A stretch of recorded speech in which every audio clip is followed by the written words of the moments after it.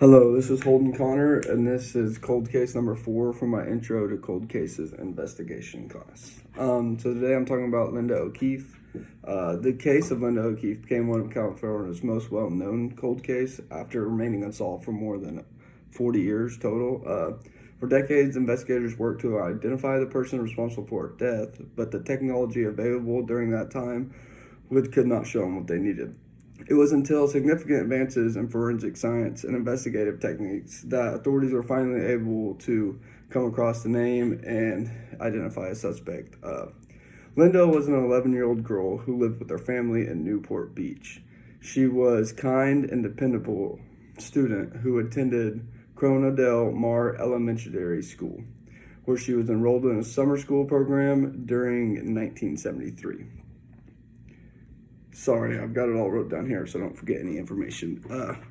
On July 6, 1973, Linda attended for her summer school class as usual, but when the school ended around 12:30 p.m., she began walking home along a route she had taken many times before. The distance from the school to her house was less than, I think it was half a mile, and witnesses later reported seeing Linda walking down the street carrying a red notebook shortly after leaving school.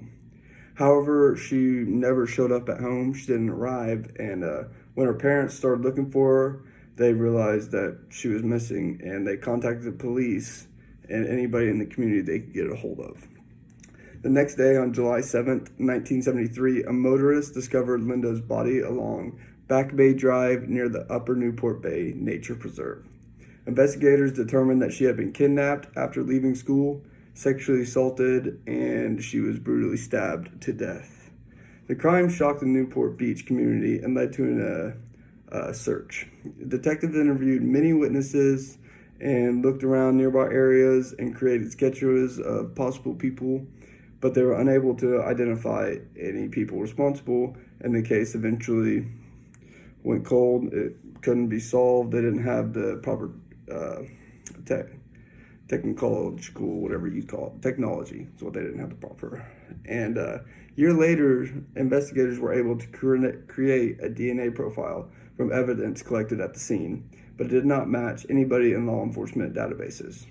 However, in 2018, investigators used new technology known as forensic genetic genealogy, the same technique that helped solve the Golden Gate Stiller case. By examining DNA and matches and building family trees, they identified a certain person named James Allen Neal.